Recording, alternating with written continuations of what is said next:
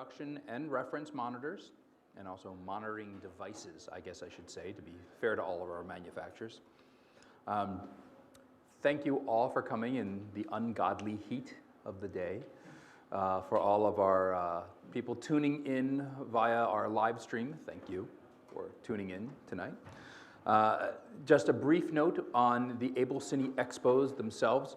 This is part of something that we call the Learning Point. This room that you're in right now is the Learning Point Theater. It is, excuse me, it is an initiative of AbelCine within our training department to not only have like paid classes and instruction on when someone buys something or something, but also to very much be serving our community and communicating with the constituency, as it were. That it's not only getting information out to you, but sort of hearing back and trying to have a conversation, a repartee, if you will. It's helping our manufacturers be able to have that communication with the production community, but also so the production community can have a voice back. And so that, to me, is very much, this is a two-way street, and especially the expos. It's an opportunity that you're here, we're here, and the manufacturers are here. We're all here together, and so we can all talk about what our needs and desires and technology is all about, and in communicating, hopefully, we can all do our jobs that much better, and we can all learn something.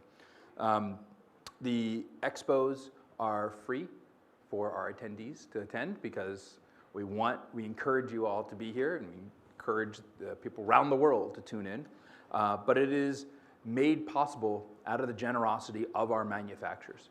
So I want to just thank the four sponsors for this evening. That's DOlby, Panasonic, Leader, and Sony, who are participating tonight in helping us bring on this show, put this together so that we can really sort of explore the world of monitoring now in the modern production age.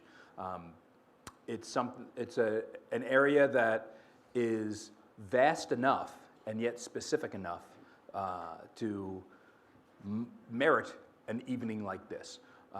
The idea of an AbelCine EXPO is, rather than having a trade show with every type of technology on the planet out there and all these different things, and looking at lenses and tripods and cameras and all audio and lighting and having all these things all at the same time, and then you just can't take it all in, nobody can focus on it. We just pick one area of technology for each expo event, and we really try and focus deeply on it so that we can all get a greater understanding of the issues involved and the products available to help solve those issues. So with all that said, so you know how this evening will go, I'm going to give just a brief presentation on, I'll try to keep it nice and brief, on just the area of monitoring in general and just what is just a sort of a base, if you will, a foundation of the information. And then each of our manufacturers will come up and speak briefly to present what their solutions and offerings are, what they did and why they chose to do it that way. And after that, we'll bring them all up together and we'll have a question and answer period for you and sort of a little forum, a panel discussion, if you will, just panel about panels, if you will, talking all about monitoring and monitoring issues. And then we'll go back out and armed with all the information you're going to be learning, hopefully tonight, you'll be really able to appreciate the offerings that are available out in our show floor and what the manufacturers have brought, and they'll be here to answer questions. So with no further ado, getting right to it, let's look at some of the areas that are the topic and the areas at large, if you will, with monitoring. And I'm going to go over this stuff very quickly just to give a basis of it, just a few minutes, just so we all kind of know what we're talking about.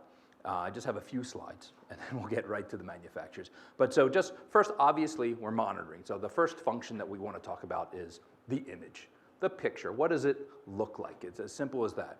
So first thing is pixels, and pixel to pixel is what is the resolution of the image that we're looking at, and what is the resolution of the actual monitoring device that we're looking at, because they don't always match.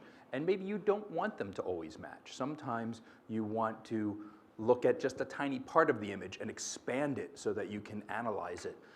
But you want to know what you're doing. You want to know what's going on there. Overscan.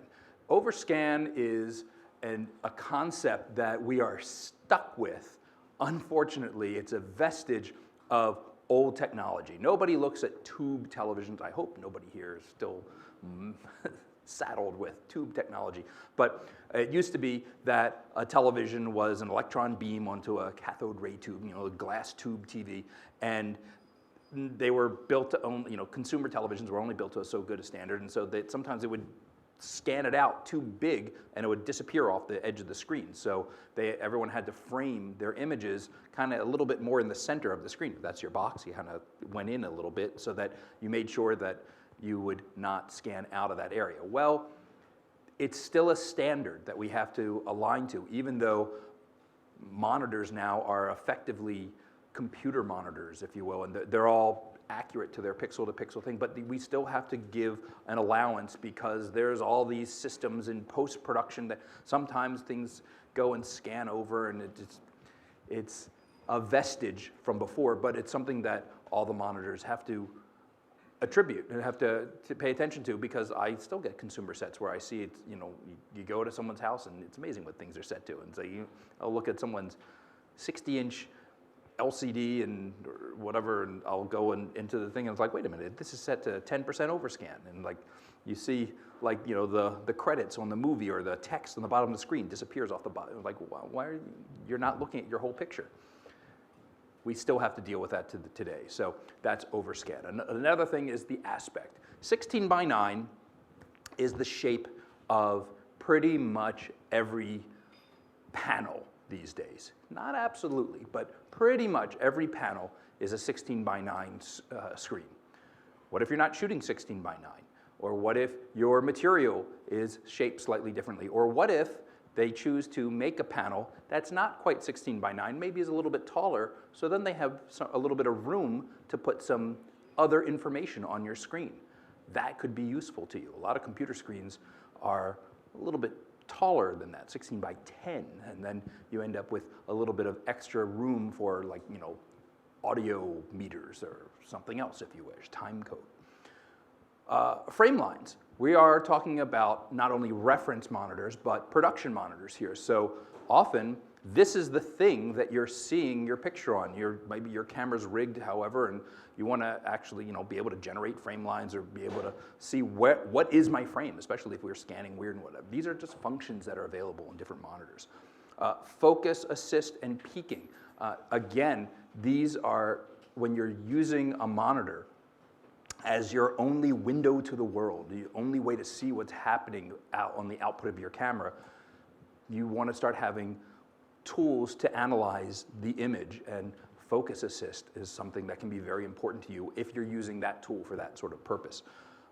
Image adjustment, and I put really basic chroma, contrast, hue, but again, there are computer systems, there are dedicated electronic systems, there are lots of ways that you can, you're going to hear tonight about applying a 3D LUT and other such things into a monitor to be able to control what that picture looks like. Because if this is your only window to what does it look like, then you want to start knowing, what is possible with your image, or what is it going to look like later on if the output of the camera right now is not giving you what your final output is.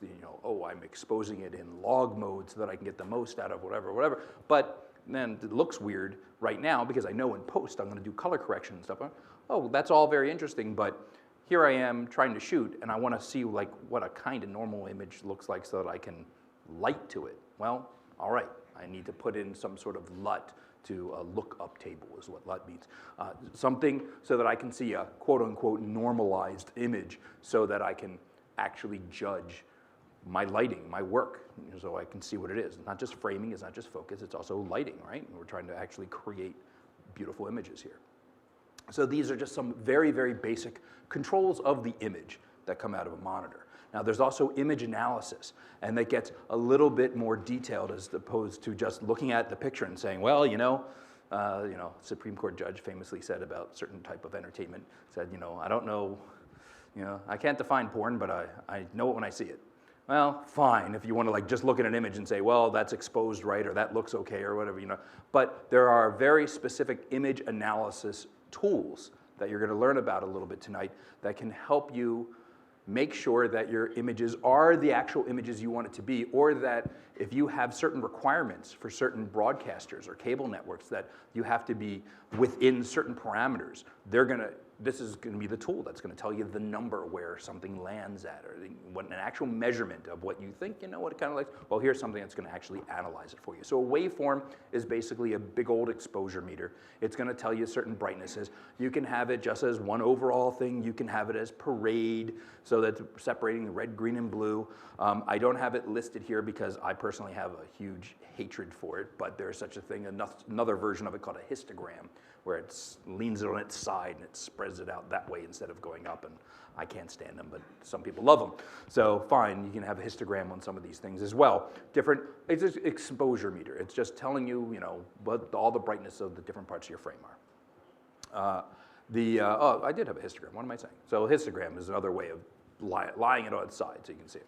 Another thing is a vector scope, and the scope is really just talking about color. And it doesn't care about how bright it is. It doesn't care about where your exposure things are. It just cares about the color makeup of their signal. And so you can analyze, where am I in the balance of things? If I want to make sure that in the environment that I'm shooting in, I set it to a certain reference and stuff.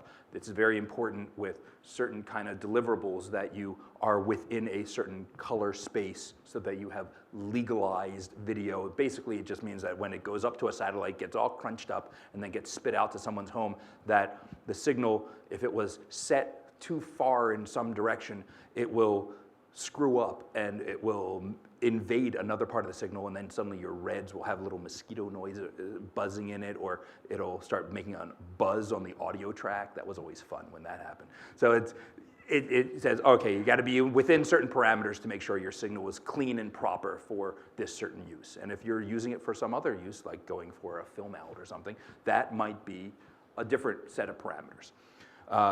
There's a false color image analysis tool, and that is another form of exposure analysis. So different manufacturers have different ways of doing this, different attributes in their different monitor or monitoring devices, so that you can use different color modes just on the screen to indicate how bright something is. It's a different tool than a waveform and a histogram, but it can be used in similar ways.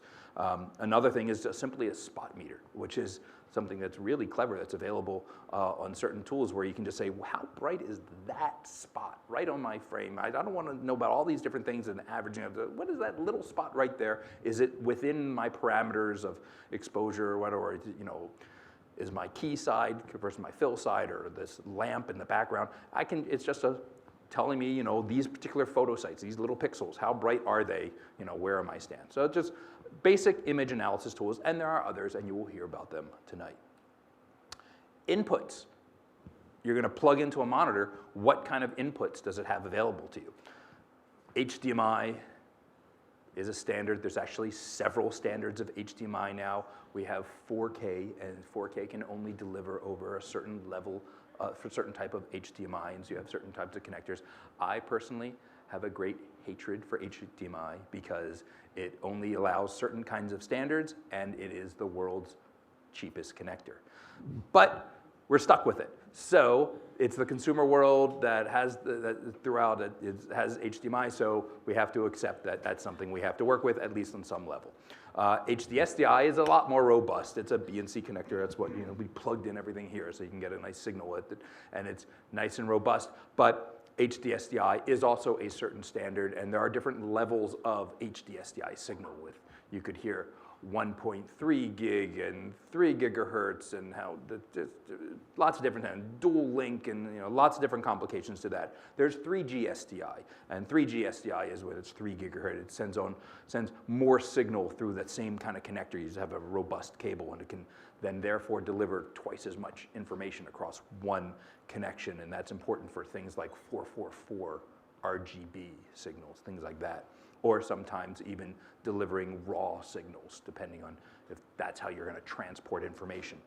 And then 4K, and I just put 4K because there's several standards that are available for 4K, and there's a bit of a shakedown going on now as 4K gets delivered with different manufacturers, and that soon enough will work out to just 1 or 2 standards, and that'll be it. But you can have 2 cables delivering it, you can have 4 cables delivering it. We have there's a camera out there right now, a Canon C500, that is going 2 cables, a raw signal, into an AJA KeyPro quad, and that KeyPro quad is now turning it from a raw signal into a video output, and it's taking 4 individual HD SDI feeds out of it to then feed to one of Leader's analysis devices, and it is 4 separate lines in order to get that 4K signal. That's one way that you could deliver 4K.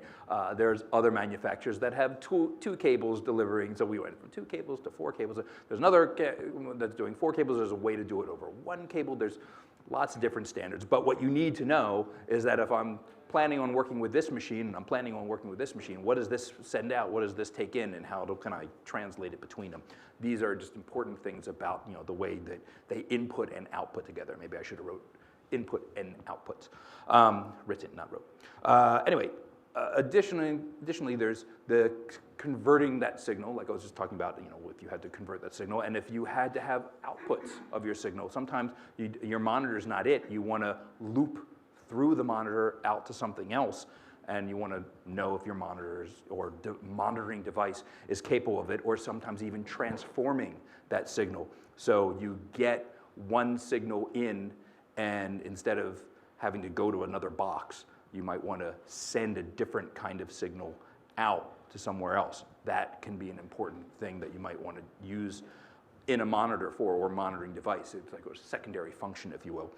Likewise, scaling would be something that can actually, some devices might only output a certain frame size, or you might want to take in a certain frame size for another device. So you might want to have a device that scales that signal along the way. It makes it bigger or larger some way. I mean, simple 2K, 4K and HD, right? You might want to have one box that's able to see 4K, but down the road, HD is good enough for those things looking at it. So, all right, maybe I can just have something go to HD to then spread out my signal easier.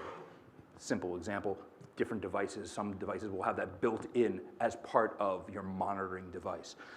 Likewise, pass-through, just simply sending it in and sending it back out again. You would be surprised at how many devices stop at that monitor. That's it. You can hook up that one thing and you can't get anything further down the line. And if you need to have multiple devices going, analyzing the signal, you have to be prepared for that and know how to do it, because we never need just one. We always need to continue on and on. That is almost my entire presentation. I have one last little thing in our presentation, which is a plug for AbelCine, which is that we offer many services here. We are a rental house, we are a sales facility, we do training, but we also do lots of different services. And one of the things we have just started doing is monitor calibration. So if you own a lovely monitor, or are planning on buying perhaps some of the monitoring devices that you might see here tonight, we now have a service where we can adjust pretty much any monitor. There are certain special ones that you might have to do something special for, but in general, we have calibration and analysis tools that we can use here in the shop, or we can actually come out to your facility and we can tweak and adjust your monitors for a modest sum, if you will. So it's something that we support everything that we sell and rent, and we support our clientele. A monitor, like any other tool, needs a little love now and then, and so this is something that we offer to our clientele to be able to keep your tools running as well as you could ever want or need. And with that, I am done, and I wish to start inviting our manufacturers to come up and speak. So the first manufacturer tonight is Dolby. And everyone knows Dolby for their audio work, but Dolby fairly recently has expanded into other directions, including a very nice high-end production monitor, or reference grade monitor. So I'm going to pull up Dolby's presentation, if you would like to come on up, sir. And we'll get this. It worked. Wonderful. That was easy. There you go. Ain't technology wonderful? And are we up and running with this microphone? Test, test. Yep, there you are. Wonderful. Thank you. All right. Greetings. My name's Tom Morrow. I'm the sales manager for video products for the Americas for Dolby Laboratories. I'm based here in New York at our offices up at 55th and 6th, where we have screening rooms, DCP lab, a new Atmos 88-seat theater that we built on the first floor to show off our new surround sound, immersive sound technology. And I guess I should start that so they keep me on track. And we're here tonight to talk about the Dolby Professional Reference Monitor, the PRM 4200. Show of hands, how many people knew Dolby made a reference monitor before you got here tonight? Hey, that's better than sometimes we've been out doing this. The Dolby reference monitor, the PRM 4200, is the most accurate video monitor for creating any type of entertainment content. Top 10 reasons why our clients trust the Dolby monitor worldwide. True blacks, superb dark detail, which what that means is we have a very deep black. We have a very accurate black level, but at the same time, coming out of black, we're very linear, and we don't crush the blacks, we don't change the blacks, we come out at a very smooth rate, all the way up to the 600 nit highest brightness we can do.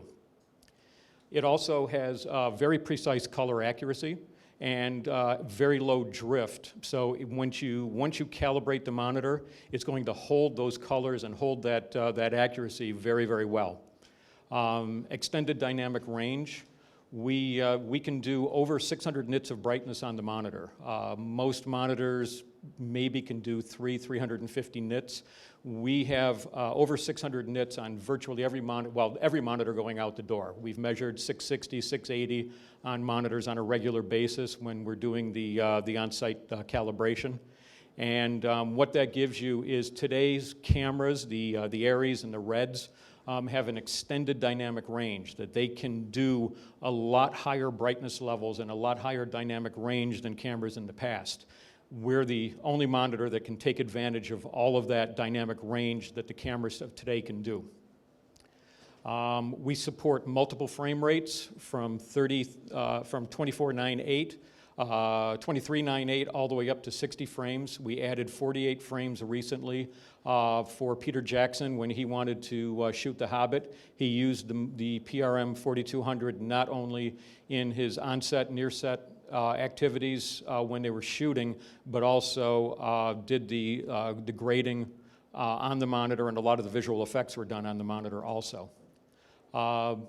The PRM supports SD, HD, and 2K formats. It is a 1920 by 1080 panel, but it will do an SD 4:3 input, full HD input, and 2K, and the 2K will either be scaled pixel for pixel, or it will be full screen height and then give you just a black bar down the sides where you really shouldn't have any action going on anyway. Color gamuts.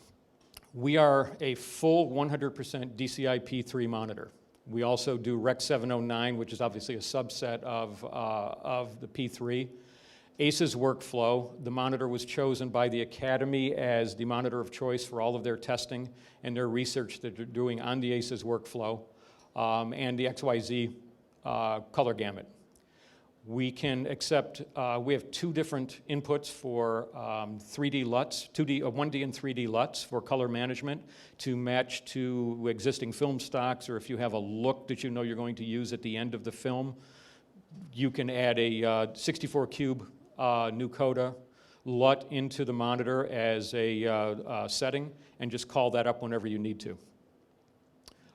We can emulate other displays and projection systems. There are 10 presets built into the monitor that are literally a snapshot of the entire remote control, and you can see it out in the demonstration area. Bless you. You snapshot everything in the panel from the color space you're working in, the maximum luminance that you're working in, all the settings of the monitor, and save that. So what we can show out here and what our clients like to do is to set the monitor up with a Rec 709 D65 100 nit maximum brightness, and if you're working on a feature film, you do a P3 DCI setting, and you can switch within a couple of seconds back and forth between them in order to see what it's going to look like in theatrical release, what it's going to look like when you go to broadcast, and even what it's going to look like when you go to a DVD, a Blu-ray. So very quickly you can look through multiple different grades and know what you're going to see without having to go get a different monitor or switch to a different monitor that may not even be calibrated the same. At least you know that the monitor has all the same settings built into it.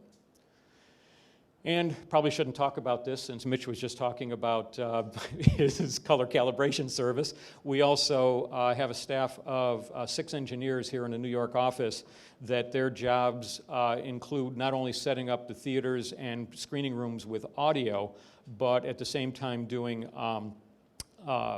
video calibration for projection systems and for other monitors and for our monitor.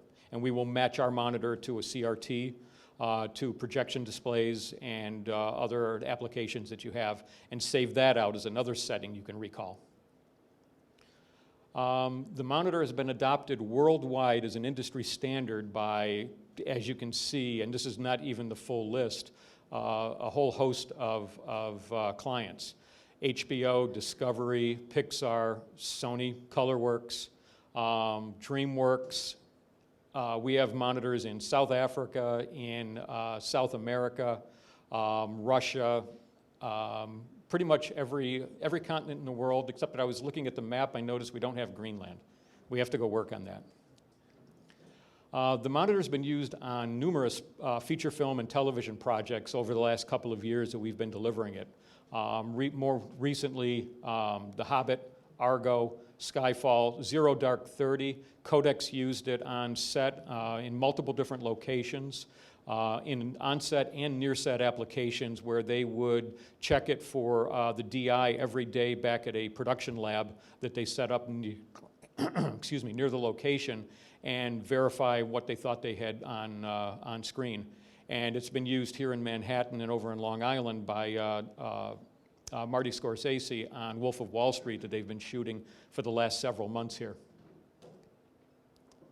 The monitor conforms to the highest standards of the grade 1 reference monitor requirements. The EBU back in 2011 said that the measurement results were the closest ever measured to almost fulfill the EBU Tech 3320 version 2 specification for grade 1 monitors. It almost fulfilled, but nothing that they've seen has ever gotten any better. We are the one monitor that has met all of the requirements that they had better than anything they've ever seen before. And this past year, we won a Primetime Emmy Award for the monitor for outstanding engineering development. The PRM 4200 ensures that you've got the quality and precision across the entire workflow to be able to take your images from acquisition on set all the way through the mastering and quality control right to, as I said before, Blu-ray distribution. The monitor out here is in a DIT case that has a hydraulic lift in it. So you literally wheel it on set, pull the top off, drop the legs, and you can put your grading system right on the tabletop, and you're on set doing your on-set grading and signal verification, image verifications right there, and take it into your footage into your post-production and color correction labs, and you know from set to DI to grading to mastering, all the way through the process, you've got the same monitor, same images, and repeatability throughout the process. As I was saying before, on the acquisition side, it's the monitor is a perfect choice for working with the latest digital cameras, cameras that have an extended dynamic range that we've never been able to work with in the past, and allows you to see everything that an ARRI or a RED camera can put out. You get exceptional detail down in the darks and the highlights as well that gives your DP the confidence to know this is what I'm really seeing, and I'm not crushing blacks, I'm not blowing out highlights, and it's not a function of the monitor blowing out your highlights. If you're doing it, you've got too much light coming into the camera, and it's something that has been used on set by ARRI, by Codex, by a number of people, and it's definitely their monitor of choice. In post-production for high-end finishing, animation, visual effects, and compositing, it gives you the highest level of accuracy and precise detail you need to, again, have that confidence in what you're seeing. And if you have multiple rooms you're working in, multiple facilities that you're working in, whether it's across town or around the world, you can do remote sessions and share images that are exact no matter where you're looking at them. And the monitor's been used in this mode and in this remote production settings on a number of occasions. For color correction and digital intermediate, the DI process, it gives you the most precise colors, accurate dark detail and the wide dynamic range, and the support for 3D LUTs that allows you to custom calibrate and match to other devices, again, wherever you're working. We have clients on a regular basis that have a director or a DP in London shooting their next project while the last project is posting in LA or New York. And they'll sit in front of a monitor in London and make critical color evaluations on a scene-by-scene basis and know that when they're done, it's going to track back from what they saw to the color grading session in the facility. And that's been done on numerous occasions. And we also, you'll see out here that we have an iPad remote.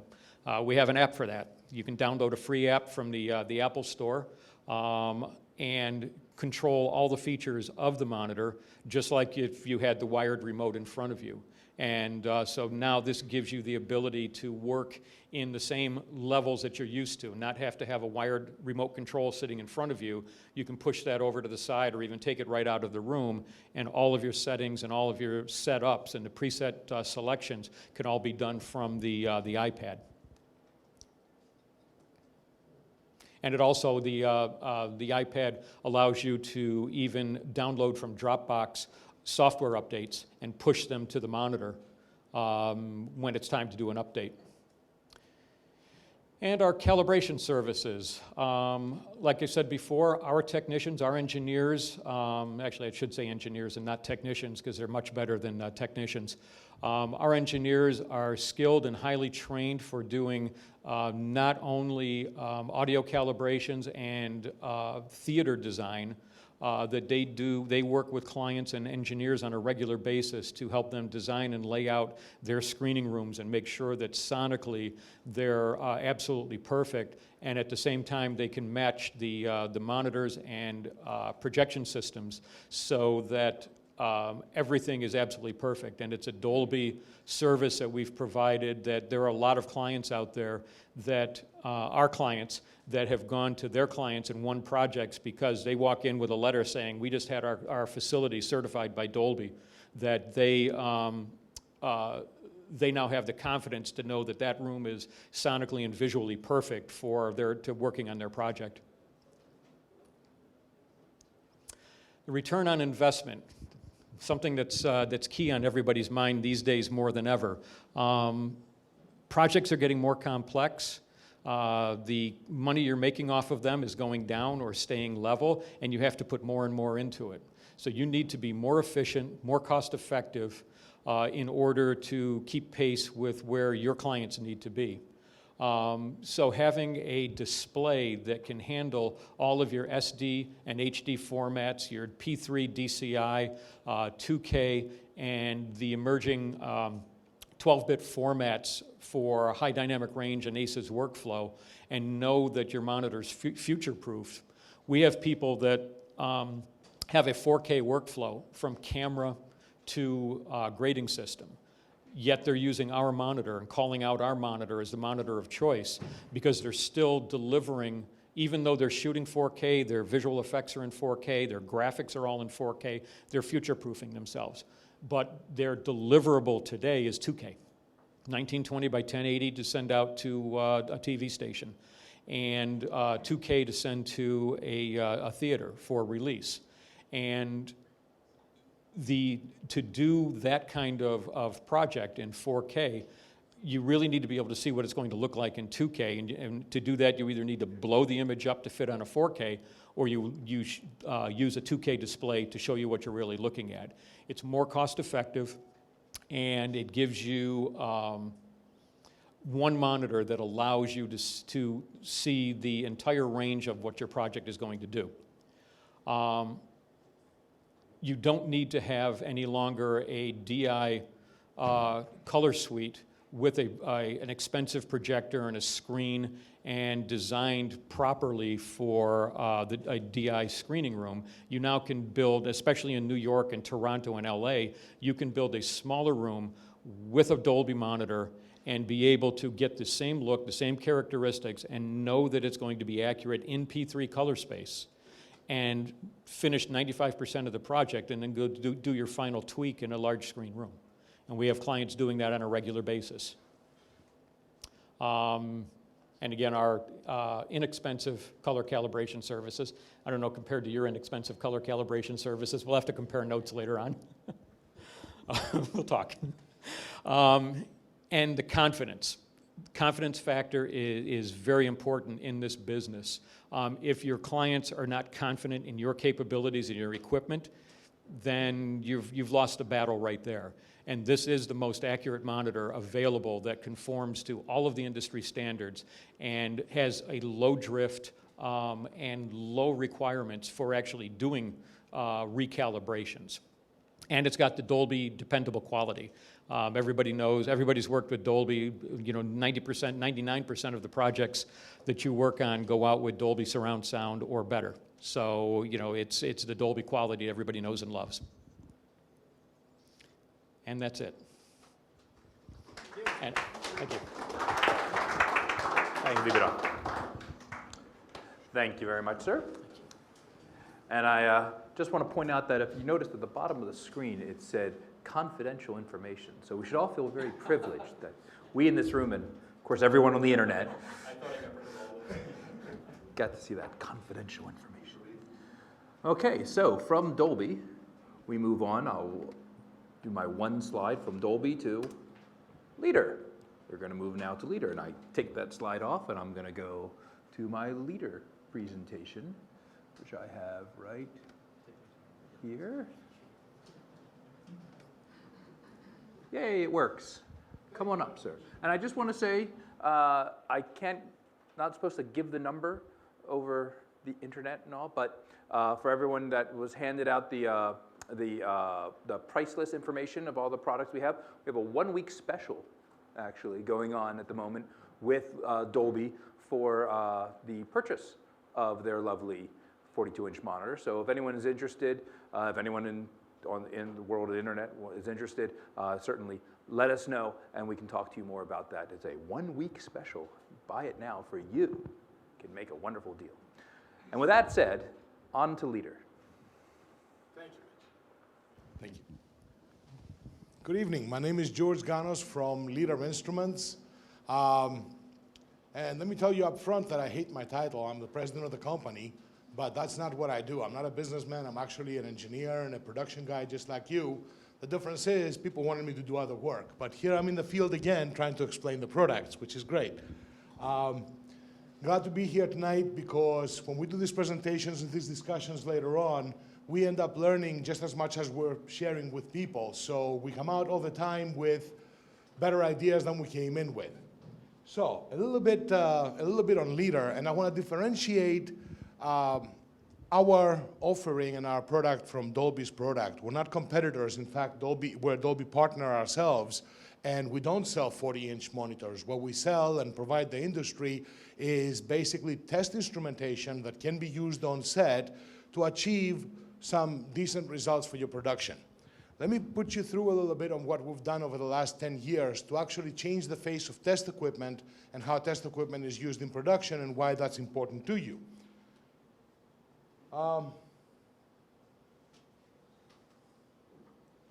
one thing, just a quick review. We provide waveform monitors, on camera and portable, handy rasterizers that you can use either in an edit bay or on set, color grading monitors like the 5380, but when we say color grading in this case, it's more of a smaller device just to do composition and general color work. It's not the same as our Dolby friends right here.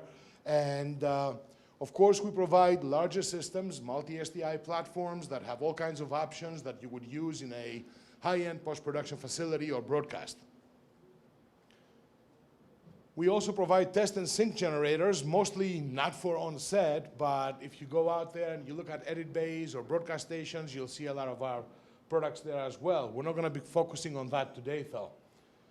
And lastly, we also provide portable troubleshooting, actually engineering units that we don't recommend for production, but we recommend them for the guys who are actually laying wires and setting up your set and so on. And we provide RF signal generators to test out TVs and everything else for the consumer world.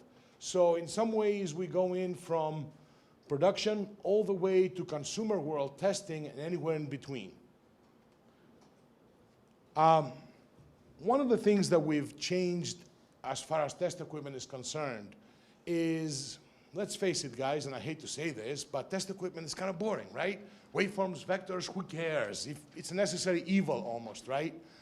And we realize that when you're on set or when you're doing post-production, sometimes you've got to have your creative mind on, right?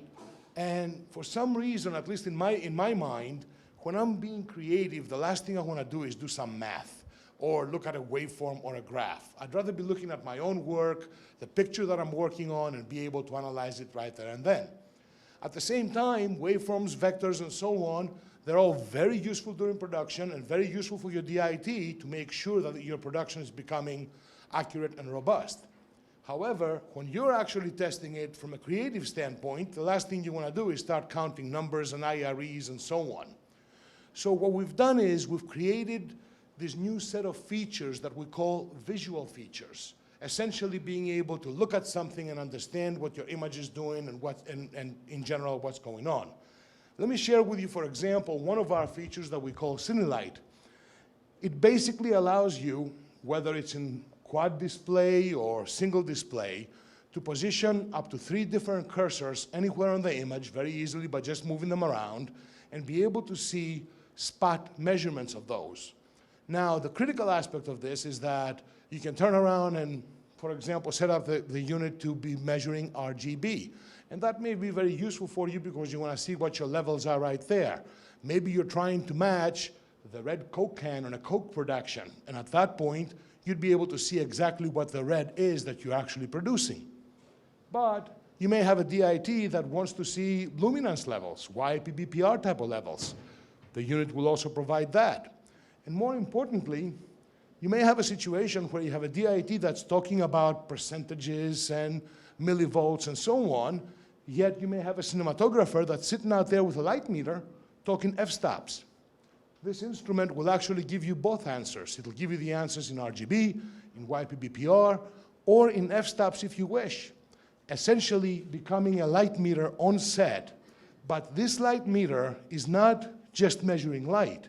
This light meter is measuring actually the result of your production, meaning the measurement is after the lens, after the iris, after the sensors, after the camera has processed the unit. If I'm sitting here with a camera next to me and I'm measuring the lights at +6 f-stops, for example, right? That's not what I'm getting off the camera. Off the camera, I may be getting more or less. So the idea of this is that a cinematographer can actually use this product to confirm his own measurements, to make sure that what he envisioned on set is what is actually being recorded. And again, he doesn't have to do calculations. He doesn't have to look at graphs. He just looks at the picture and at the number that's by the cursor. We've also introduced a new concept. It's actually, I'm sure many of you being professionals, you probably know Ansel Adams, right? The father of photography. He actually developed a zoning system back in the beginning of the 1900s. And we've adopted that same zoning system and we've created something that we call CineZone.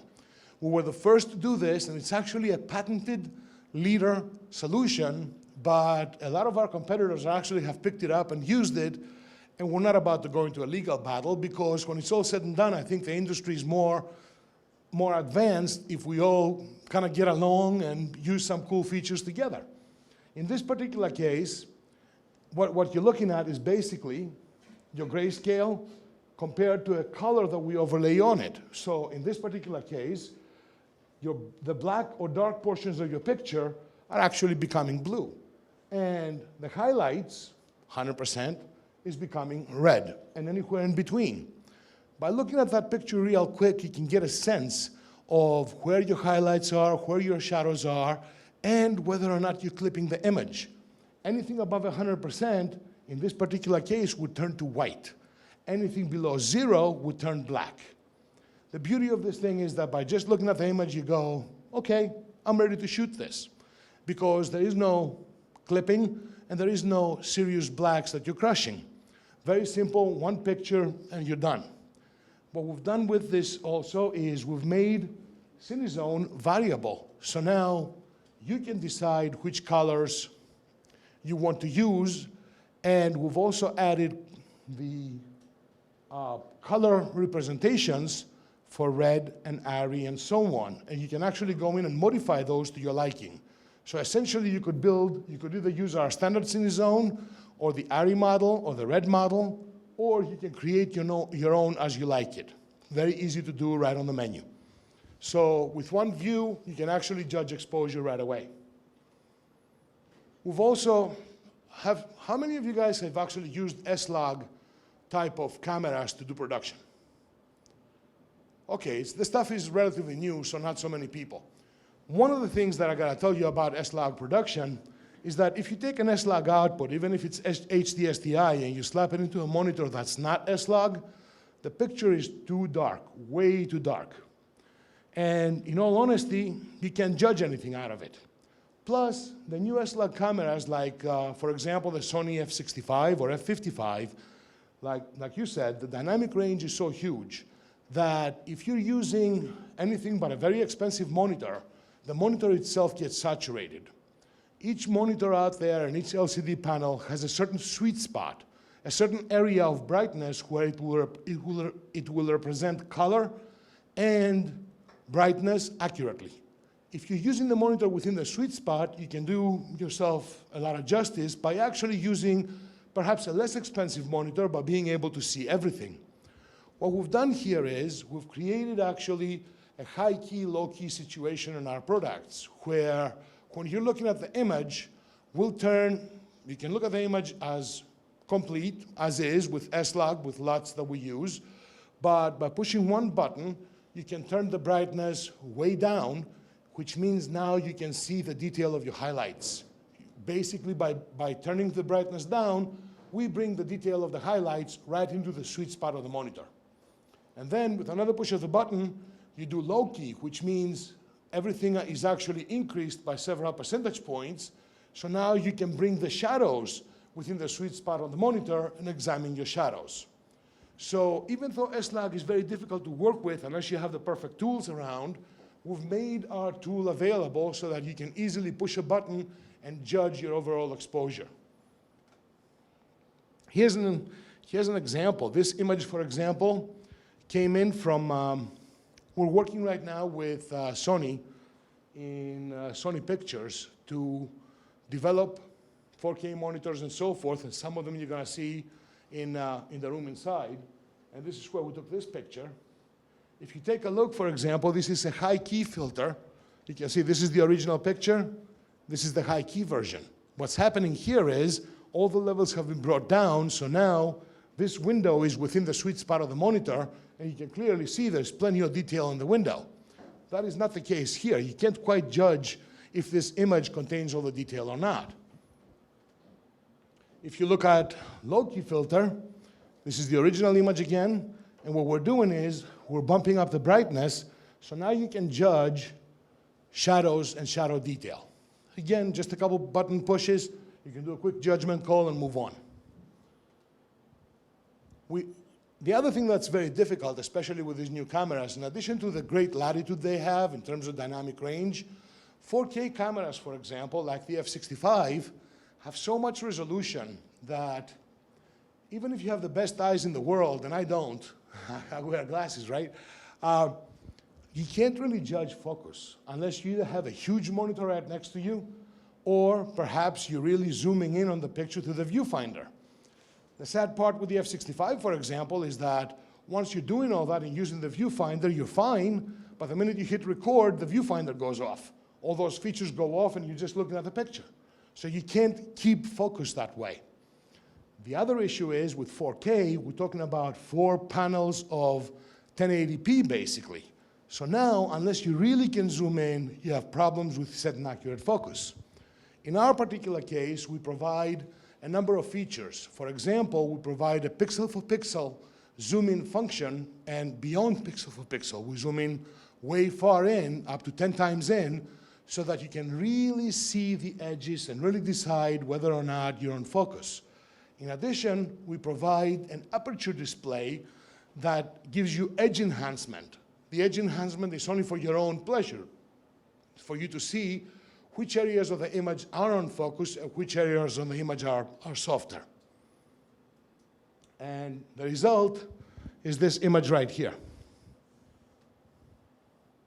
This is one of the examples of our zoom-in function.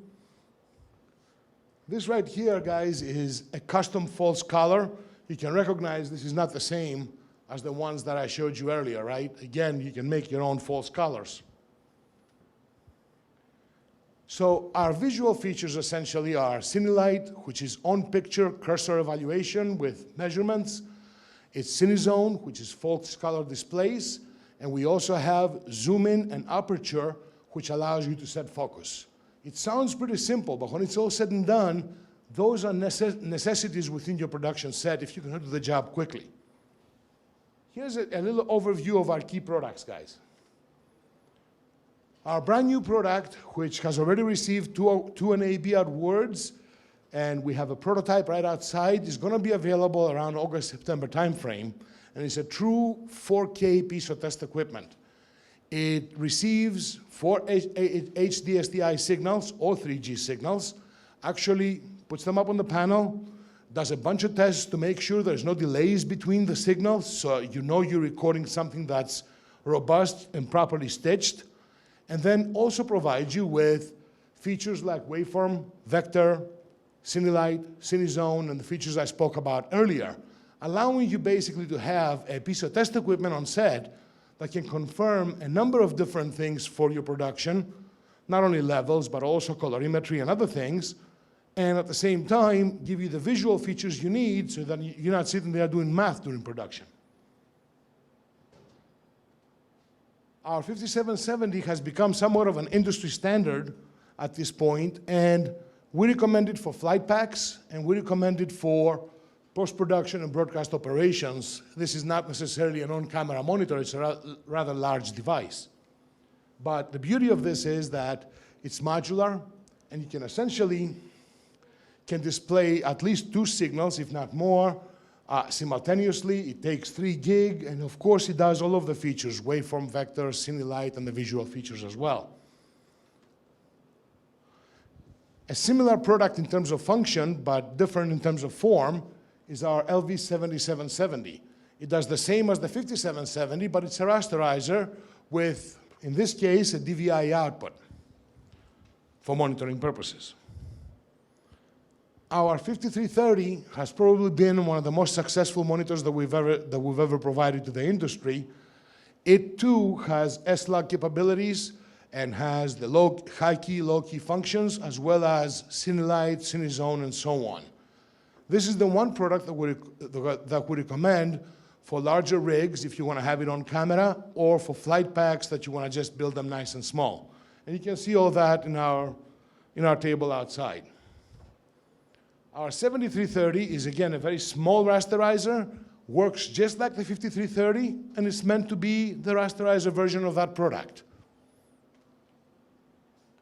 A new inexpensive monitor, our 5307, basically has all of the features of our 5330, but in a smaller sort of way. What we're doing here is we're still providing a piece of test equipment that has significant capabilities, including CineZone, but it is priced at a much better level. Our 5380s are 9-inch monitors, and we have 3 different flavors of these, actually. They will do dual link, HD, SD, and so on, and of course, again, waveform vector, as well as all the S-Log features. What we've essentially done is we've put the visual features on all of our products because they have become somewhat of a standard. Especially our CineZone display has been emulated by many manufacturers and competitors so far, and we're kind of proud of that when it's all said and done. Our 5381, again, is a 9-inch monitor, same as the 5380, but it will give you up to 4 channels at the same time. Our 5382, again, similar to the 5380, but it gives you both HDMI and HDSDI inputs. We also, how much time do I have? Okay. We also represent another line of products that we call, it's Fabrics out of the UK. They've just introduced a new RX2000. The RX2000 is basically a multi-viewer system. It will support up to 8 different cameras, and it will output a full HDSDI signal with the data on it, with waveforms, vectors, or whatever other data you want, and it will actually put up to 16 different panels on one monitor for you. It is a rasterizer, but it does have at least a small picture display and a small waveform vector, eye pattern, or whatever you have it equipped with display so that you can quickly set up the unit. But the output of the unit being HDSDI means that now you can use it on a larger monitor, on a professional monitor, and you can have a clean screen with 16 panels, or any number of panels, up to 16, to be able to see your work. The Fabrics product line also comes in a smaller device, still the same thing, HDSDI output, so you can see 16 panels on a fairly large display, but it's an 1 RU instrument. And we also have the Fabrics RX500, same product again, but it is much smaller, only half rack size, 1 RU. The only difference between these 2 units is how many channels they can actually handle. The RX500 can handle up to 4 channels. The other ones can handle up to 8. So we also have engineering boxes, and again, I would not suggest that anybody goes out and picks this up to judge picture quality, because these are small displays and they're meant to be portable. But these devices, the SXA, the SXD for dual link, and the SXE that has eye pattern in it, are really meant for engineering people and technical people to have in their tool belt and go around to troubleshoot lines or make sure that your feeds from stadiums or whatever have you are working. So these are more of techie type of tools that your engineering guys or DIT would use to confirm the integrity of your connections. So from visual features, guys, all the way up to engineering features, we try to put everything together in all of our boxes. And then the only fundamental difference with the boxes is the form factor, 9-inch, 5-inch, or rasterizer. So you can see what I mentioned earlier, we're really not competing against DOlby. We're kind of almost supplementing. We're the test equipment side, and they've done a great job with their display. So, God bless. Anywhere without my Fabrics SXD. There you go. It travels with me everywhere. In fact, guys, I mean, the Fabrics SXD and the Fabrics series, also by license from DOlby, thank you, sir, very nicely, can handle DOlby signals, can do a full analysis, Dolby used to sell something called the DM100 for engineering and service applications, and we're actually working with Dolby to replace that. We've already done that with a Fabric series, and we're now working for a license to actually be able to say so and put the Dolby logo on all of these units. So it's been a very productive relationship. So thank you very much for your attention, and thank you very much for coming here today, and please join us outside. Thank you very much, sir. And I'd just point out, we can see here that monitoring does not necessarily mean just looking at a picture. Often it can be an analysis of the image. And a couple of those devices, there was the 5370 or 07? 5307, that's a little onboard monitor. You can totally use it as an onboard monitor, which, by the way, can do like all this great analysis stuff. And the prices, we have a couple grand. I mean, it's a very inexpensive device relative to other types of monitors, if you will. But it also can do all this great analysis tool. So it's an interesting option, devices you can have available to you. Next up, oops, it looks like I closed the wrong file. So I'm just going to go ahead and tell you that next up we're going to change pace a little bit with Panasonic, who has brought with them today not only some of their current production products, but also so kindly brought along some fascinating prototype devices that we're going to get to learn all about today. So, with no further ado, and with a green laser pointer, I give you Panasonic. Thank you. Hi, I'm Steve Monroe of Panasonic, and I have a green laser pointer. It's about 10 kilowatts, so pay attention, else you go back and get zapped. So basically, television's a marvelous thing, isn't it? Cool. Also special effects. Basically, a little rundown in terms of what we do in terms of production monitors. The first thing is basically pick one. So we have a whole series of monitors, 9-inch and 17 inches and 18 inches and all those sort of normal run-of-the-mill production monitors, field monitors. They're very, very robust. They use them everywhere, and we're very proud of that. We've got a pair of twins, which are the 2550s, which is 2D and also 3D. Remember 3D? It's about 2 years ago. It may come back, but be careful. Anyway, we have either 2 or 3D or 2.5D. And tonight, basically, we're debuting something we're just kind of proud of, actually. There's an engineering sample out there. The buttons don't do anything. Even the power button doesn't do anything, but it's a great monitor. And we're showing you this. This is a 31-inch 4K monitor. And it's actually 17 by 9, not 16 by 9. So this is 4096 by 2160. It's a 10-bit panel, a 10-bit monitor, very, very high quality. And explain a little bit about what that does in terms of functionality. And 31 inches is basically, we think, a sweet spot in terms of field production. If you're doing 4K in the field, it's got to be bigger than 21 inches or 25 inches just to see 4K. Consequently, in the field, that's great. This is a very rugged device. And we think it'll work in the field as well as the studio applications, as well as edit rooms and things like that. So, monitoring. Anybody have an iPhone? Have you ever watched video on an iPhone? Well, this is a monitor. It's a little monitor, but it's used everywhere. Our cameras have streaming ability, have proxy ability. We also have tablets. We have a nice Windows 8 tablet, which is kind of cool, actually. That's a full 1920 by 1080 display on that 8-inch tablet. It's kind of neat. And out there is a 20-inch 4K tablet. Again, that's a sample. The real ones are coming out in about 2 months' time. So that takes you into terms of a Windows 8 platform with a 4K display. With Windows, you can actually adjust and calibrate the display. So this becomes a pretty serious monitor.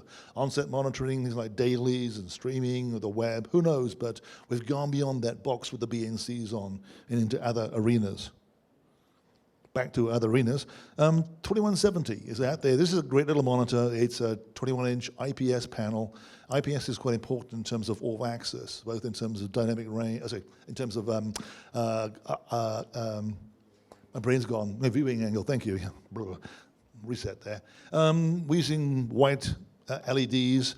That's both a ROSE issue, which means there's no mercury inside there. Also makes them very, very tough, very survivable. The panel is actually surprisingly wide gamut. It's almost P3. And basically what we're doing a 3D LUT, and we're defining the actual panel colorimetry by saying that You're working in, for example, HD, you want Rec 709, we will LUT the panel and give you a real 709 or a 601 or an EBU, whatever else. So when you're looking at something saying that, yeah, I'm in HD, this panel is working in 709, I can believe those colors. Kind of interesting again, we designed this monitor about 2-3 years ago. And at the time, 3D was hot and heavy. So we put in a lot of 3D assist tools, things like the ability to look at 2 inputs at the same time, even of different standards. So if I'm doing a news pickup somewhere, I can look at 720p and 1080i at the same time on the same monitor. Kind of useful for matching cameras and things like that. And there's a waveform monitor and this pixel to pixel, all the normal sort of good stuff, closed captioning. Doesn't make coffee, but maybe in the future, who knows. Let's talk about the 31-inch out there. This is a 31-inch 4K monitor, 17:9, 4096 by 2160. It's a 10-bit panel, and that makes a big difference. 10-bit gives you 4 times the actual quantization accuracy. So you're looking at about 1,000 levels of tones or tone values as opposed to just over 250. It's also production tough. This is the same toughness as the little 17 inches, which are absolutely everywhere. Die-cast chassis, it'll take a beating and keep on going, but it's 4K. In terms of inputs, 4K is moving around, but we have HDMI 1.4a, which we can do 4K up to 30p at 8 bits. We also have 4 times 3G inputs. So 4 times 3G gives you 4K at 12 bits at 60 frames per second. High-speed applications, sports applications, moving towards that 4K for television as opposed to 4K for Hollywood. So a different genre and quite important. It also has a very wide viewing angle. And it does 4K, it does 2K, and also HD. A few some examples. Obviously, it sounds crazy, but 4K being 4096 versus QHD, Quad HD 3840, they're very close, but if you want to watch 4K, really 4096, a 3840 panel may be a problem. You're going to crop the edges, which is okay, but kind of nuisance, or you're going to scale it. And if you scale something that close, 4096 to 3840, there's a lot of very, very high accuracy scaling coefficients you need. So it's much better to look at a panel natively and accept maybe sidebars for 3840. The color space of this panel is very high. We're slightly over 96% P3. That's quite good for an LCD. This is our IPS LCD. We're quite proud of it. Go check it out. We're dot on for the red and spot on for the blue. Green is very, very close, but we're pretty much almost up to full P3. 31-inch, 4K, 10 bits, blah, blah, blah, blah, white LED, yes, all normal stuff. Metal, oh, aluminium it should be rather than aluminum, it's a typo. Joke, didn't want to got that, okay. 10 bits versus 8 bits. That may sound trivial, but it tremendously gives you the ability to look into things like fine tonal detail. If you're looking at cameras with 14 stops of dynamic range, even an S-Log, things like that, even with a 1D LUT applied to show you something like this, an 8-bit panel is quite a limitation. You'll see things either missing or heavily noise enhanced, things like that. So the 10-bit panel is very important.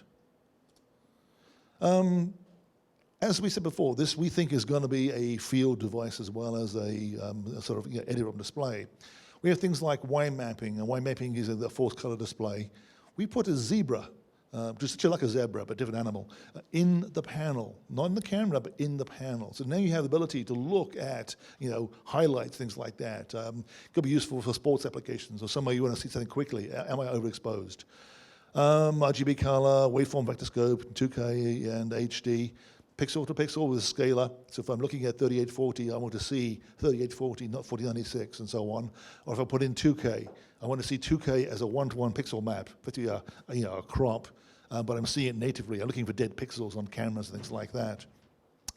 We have the ability to support a very powerful 3D LUT, and we're looking to do ASIS-type LUT control. We can upload a LUT to the camera, sorry, printing slip, to the monitor, to give you the ability to do very powerful LUT control for putting in defined ODTs, things like that. And being as this is a 4K panel, this is like 4 times 2K, we can display, so there's one here, yes, over here, basically 4 HD or 2K displays at the same time. So looking at things like a video village application, you're looking at cameras. You're looking at cameras in full res 1920 by 1080 or in 2K rather than subsampled. Or you can pick and choose. I can have different monitor inputs. I can have vector scope waveform monitor. Basically, this is a little melange of choices you can choose out there to suit your applications. Applications, video village, on-set monitoring, obviously, post-production, on-set dailies, rental applications, things like that, graphics, education, military, simulations is becoming quite important. Even just seeing focus, something as trivial as that is tremendously important, but you can do so with a native panel. I mentioned before about the 3D LUT capability for ASUS. This is where we think is quite important. This is all sort of ASUS workflow, original scene, camera, film negative, so on like that. And now going digital with things like IDT. This is the input device transform. Is this log? Is this linear? Is this Rec 709 gammas? What am I doing here? Define this. Define your RRT. That's basically the look of what you're trying to do. And the ODT says, I'm going out to a DCV, a D-cinema projector, which is XYZ color space, the 2.6 gamma. These are all defined. If I know this, I know this, I know this, I can basically match my applications. I can effectively emulate a digital cinema projector by loading the LUT, a 3D LUT, into the monitor. So taking it from DCP, that's quite useful and quite important. The picture. Out there also is this 4K ToughPad. The sample out there, that's an early engineering sample. It's a 20-inch 4K. It's actually 3840 by 2560. This again is a monitor. It's phenomenal for stills. It's pretty damn good for high-res 4K video as well, let alone 2K. But it's also quite a powerful computer. So this will be used for things like dailies, on-set dailies, with a Wi-Fi link to the camera for viewing applications, for logging, texting, things like that.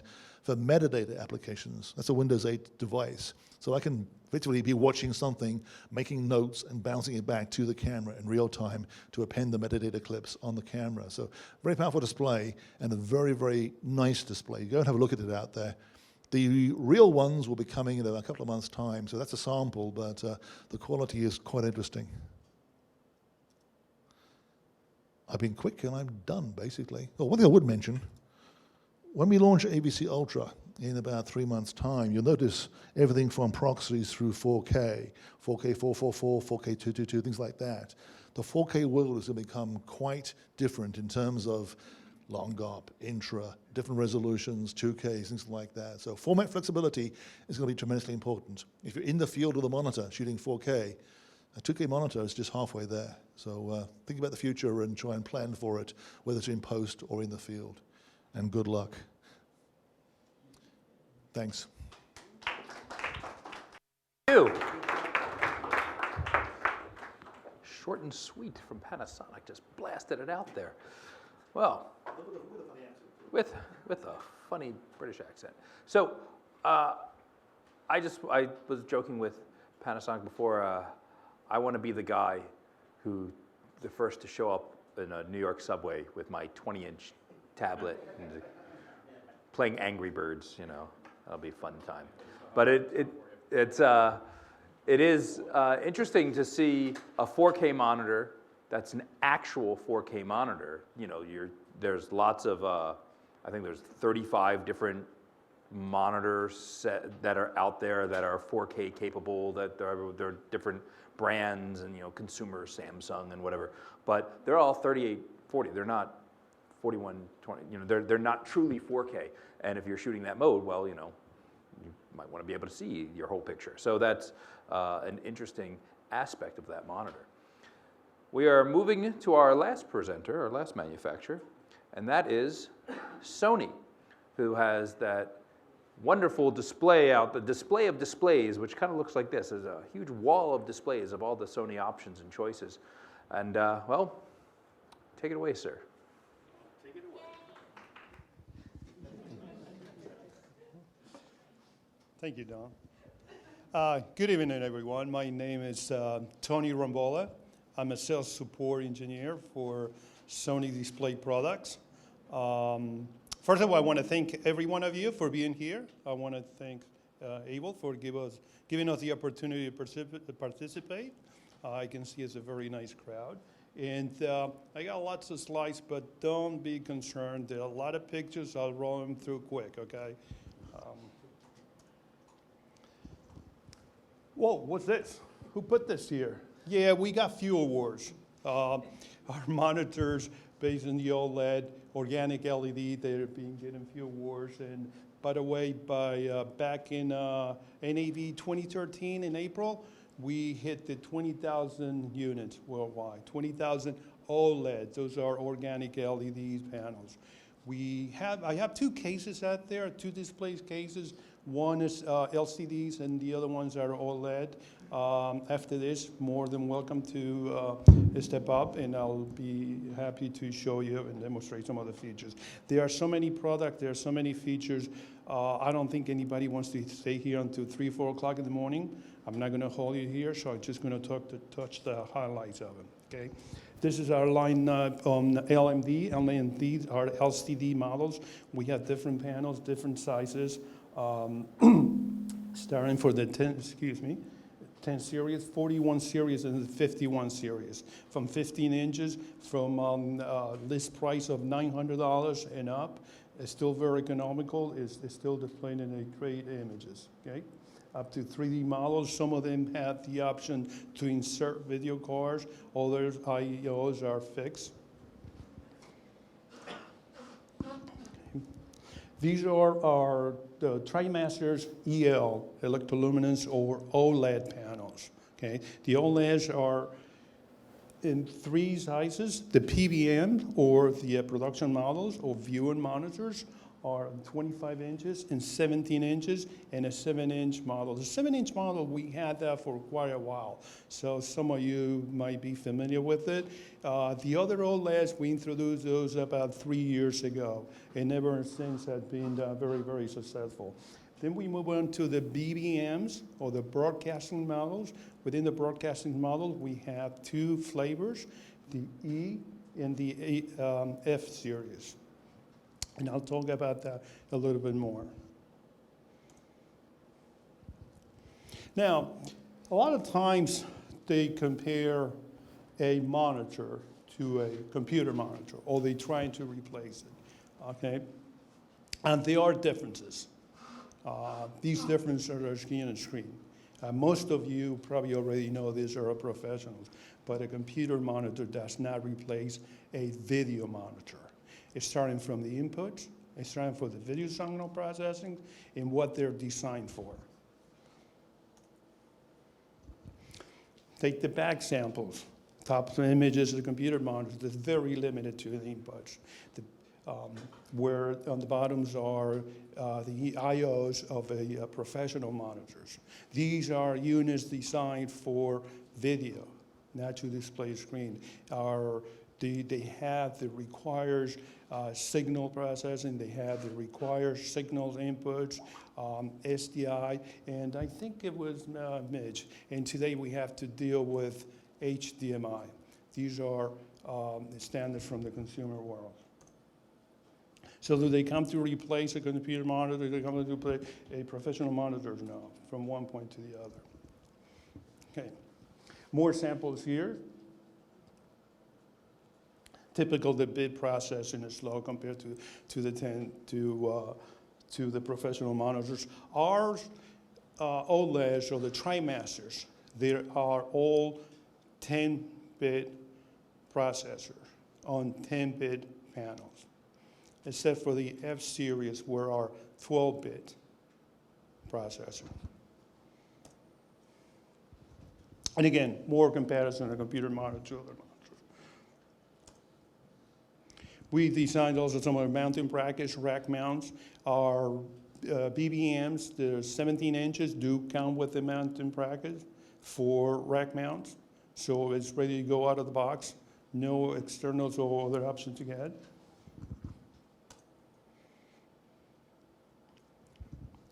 From the 9-inch, all these monitors, I have them out there for display for you to see if you want to see them. Anybody wants to see it. These are some of the specs on them. All the way to 1920 by 1080. OLED, the TriMasters, the PBM, professional video monitors, very expensive, great features. What makes these monitors excel? The blacks. Anybody at NAB about 3 years ago? We showed these monitors the first time in a very, very dark room. We show a video, signal video processing. The most impressive part for anybody that was there was when the video signal was turned off. The monitors didn't turn off.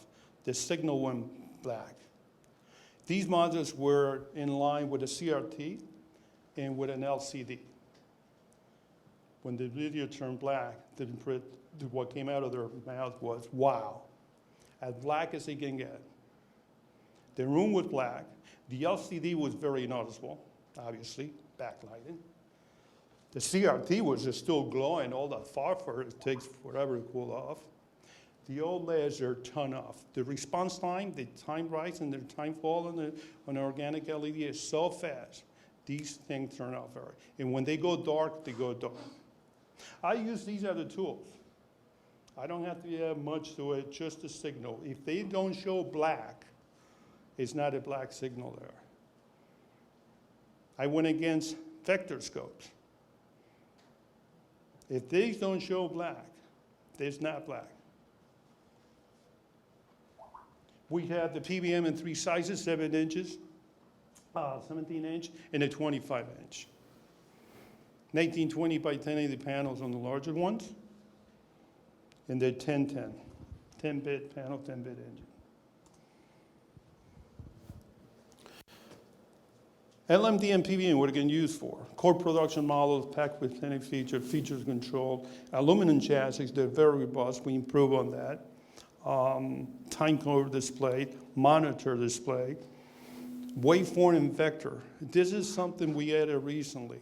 Doing our fixed introduction on the OLEDs, the viewing angle wasn't as what it is today. We improved on the panel, we improved on the viewing angle. If anybody was at NAB this year, we had a demonstration where we had 2 panels, 2 PBMs, one on top of the other, on a turning table, on a turning base, and you can easily turn the angle, turn the monitors, and you can see the difference in viewing angle. We improved a lot on that. We added a waveform and vector scope. We added camera focus. Yes, our monitors have the ability to choose your color, how you want to see it, and see focus on it. DC operation for the 17 inches. Auto white balance system. Talking about calibration, I'm going to talk a little bit more about that in a few slides, but that's all they require. When it comes to calibration, all it requires is a white point adjustment. We give you the software to do this. All you need is your probe, to your Taser probe, whatever you have. Connect into the software, run it on a laptop, and it does it automatically. The processing power on these monitors, especially the BBMs, is so precise and so powerful. They are constantly monitoring the light output. That's how stable they are.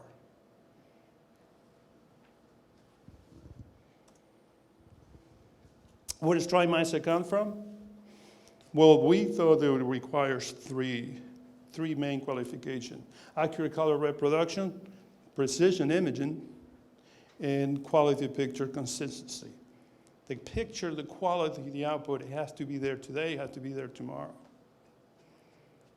Some of these units have been out there on the road. Some of the technicians, they have hundreds of these. Every 2 months, they check these monitors. They're precisely one time after the other. They check, they take readings, there's nothing to be done. That needs consistency.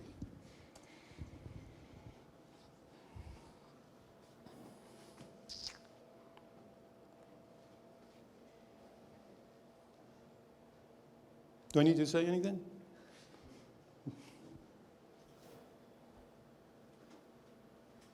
As you can see, they call it bar the contrast ratio on the OLED monitors. The graphic is speak for itself.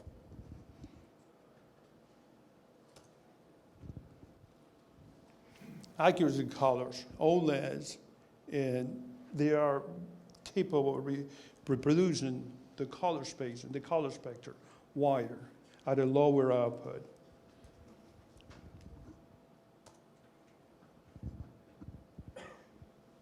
These are comparison charts compared to LCD or CRT. contrast ratio. We measure at million to 1. But you can't get any blacker than that.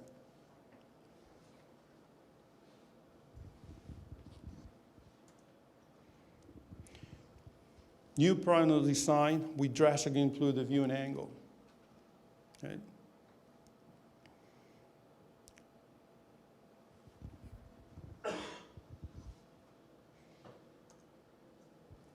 We did this on all 2 models, the BBM and the PBM. The PBMs are very sharp, you notice. That means to 60 to 80 degrees, you still get a good viewing angle. These are charts that represent the improvement in the viewing angles. Okay?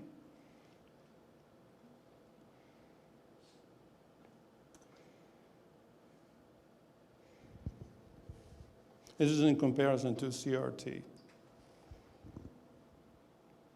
We always try to, the industry always tried to, since the CRT level, since the picture tube, for various reasons, all manufacturers had to walk away from it. What they had to offer was great, and until recently, it was very little technology to compare or be compatible with CRT. LCD, we know what LCD is. You have a panel, you have a light behind it. Can we turn off the light on and off as fast? No. We can close the crystals on the LCD. We got pixelation, you turn it on and off, but always lights on filter there. And goes through it. That can be seen. So we always use the target as a CRT, and the CRT viewing angle was excellent. And it was much better and improved now with our latest technology. The back of the panels, we take, we think they're pretty clean and well designed. This bracket that comes with it, the old Visa standards. The 17 inches have a 4-pin XLR for DC power, obviously AC. Inputs are standard. They're fixed on the PBMs. Okay. The SDIs are a standard HD SD, 3G. There is a through output, composite signals, audio, and an HDMI. Also see an RGA45 there. All our panels can be controlled through a LAN with one of our controllers. The control panels allow you to control all the features, all the functions on these panels. This is a closer look. Some of the key functions.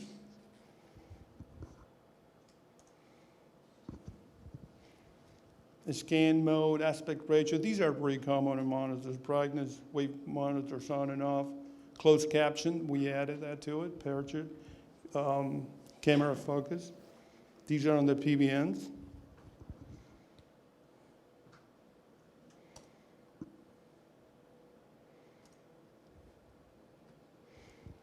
We improved the waveform monitors on the 2541 series PBN monitors. There's also, we improved the audiographic. Embedded audio in the SDI can be up to 16 channels. Any of these panels can show up to 8 channels of audio. When you show a video form analyzer, either on the vectorscope or waveform analyzer, you can show 2 audio channels. That's these images. Which 2 audio channels you show is up to you. You can choose that. If you have 8 audio channels, you want to show 6 and 8, or 1 and 2, or 3 and 4, you can pick and show which ones you want to show there. Waveform analyzer allows you to select the line.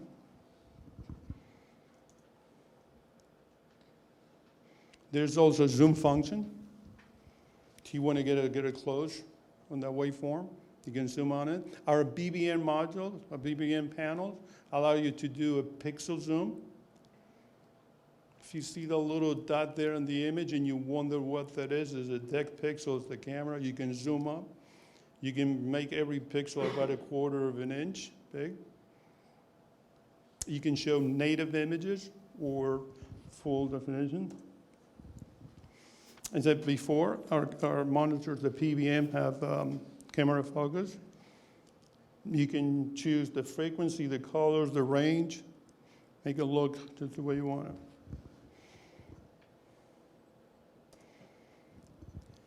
This is the audio graphic. Okay. Here we show 8 channels at the time. Can be 1 to 8 or 9 to 16 if you choose to show audio on the graphic. You can have up to 8 channels at once. Different IP modes. That is interlaced progressive modes. Depends on the need. You have the option to choose one better than the other. I mentioned before about calibration, okay? This is the i1 Pro, a very inexpensive Pro. This is the one we sell and we offer. But basically, this is what you do. You run the software. It's our software is for free. You can download it from our website. You put it on your laptop, you run it, you connect to the monitor through a LAN connection. You connect the Pro to the laptop, and you use the Pro to read from the monitor. You run the software, and there's your calibration. You wipe on calibration. This is our website. This is where you can download it from too. Sony.com/professional. Various probe.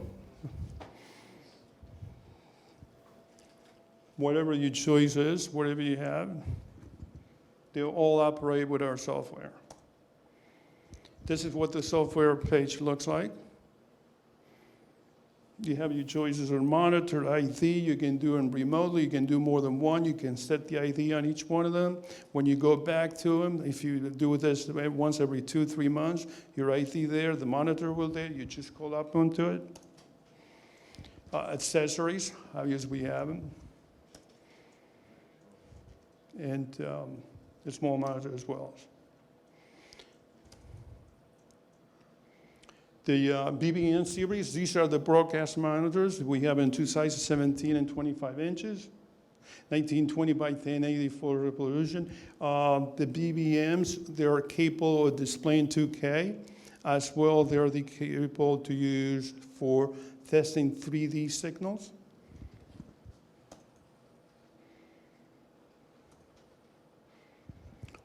One big difference between the BBM and the PBM, the 4 silver slot connector that you see there, these are optional video cards.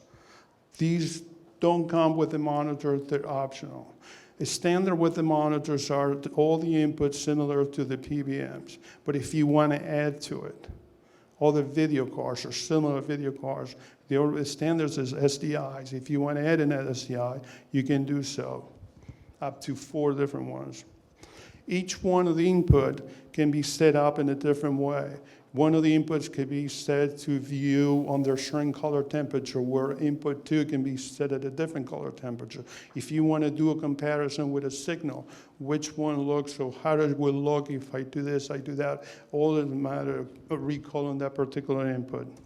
Once you set it, the monitors contain in there.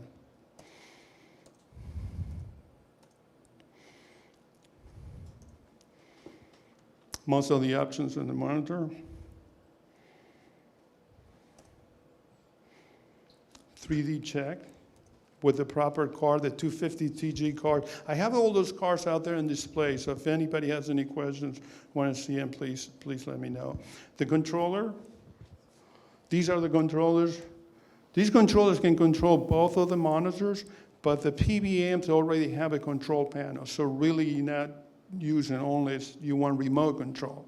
The BBMs, they do need it. They have to have this. From these controls, you can control, you can go into the work order, you can control through LAN, you can do peer-to-peer. We also have TrueLight. We work with TrueLight to come up with software, and TrueLight allows you to basically paint the monitor in real time. Any changes you do will take in real time, and you can also save the files. Okay.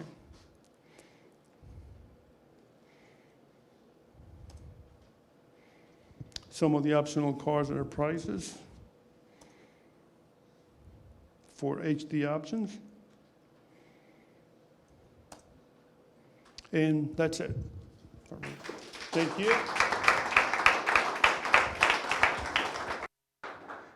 Thank you from Sony.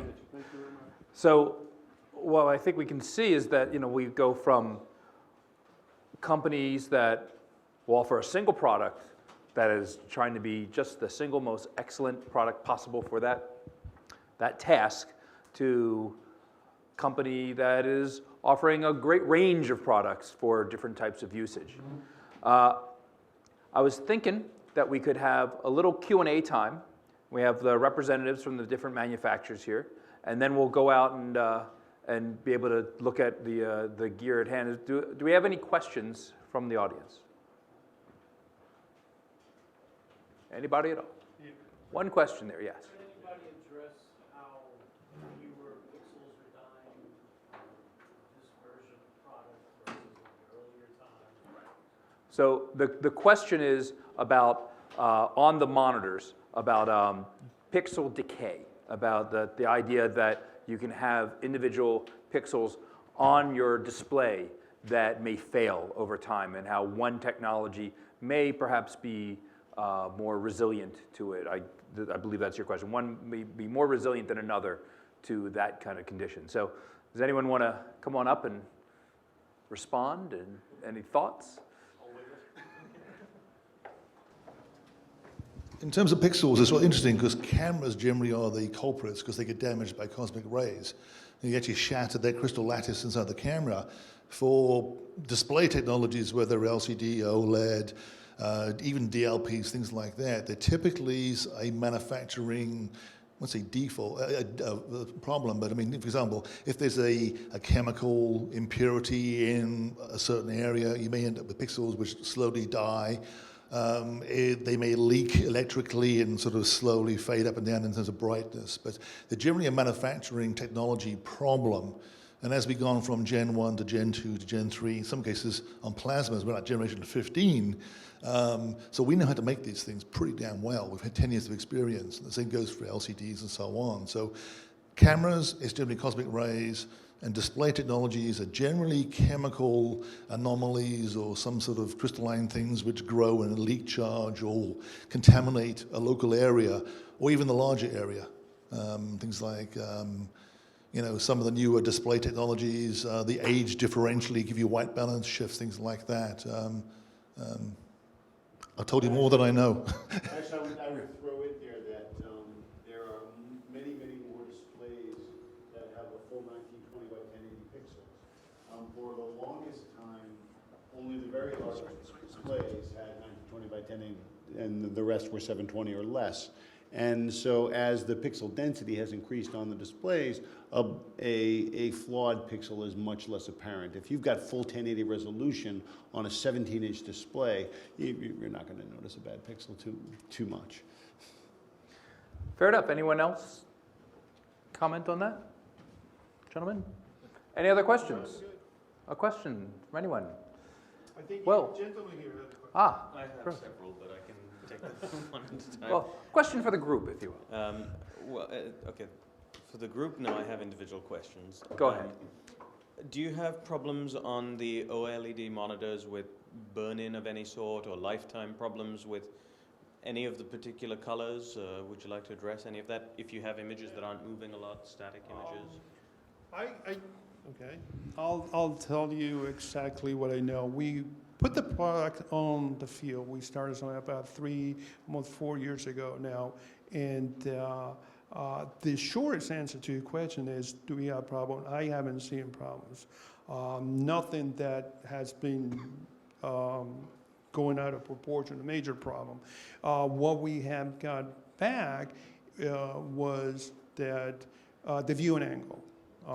And that's not really a problem that we can say. Well, we improve on both models. We added some features on it. Now, perhaps I'll give you a little more explanation to your question in regards about what do we know about OLEDs.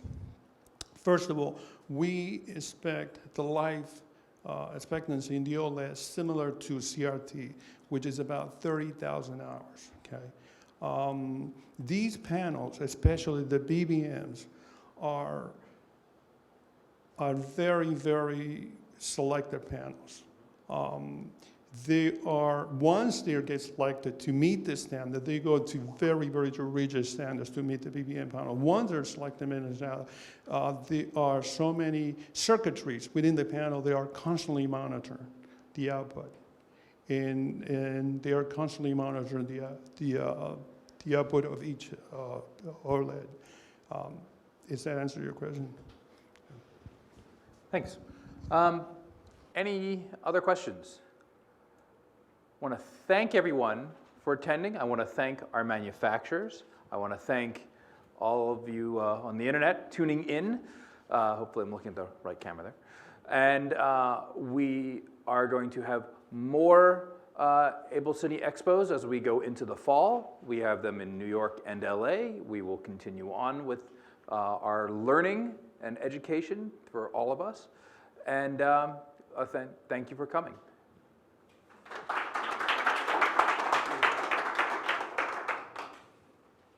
And we can all go out to take a look at all these great monitors.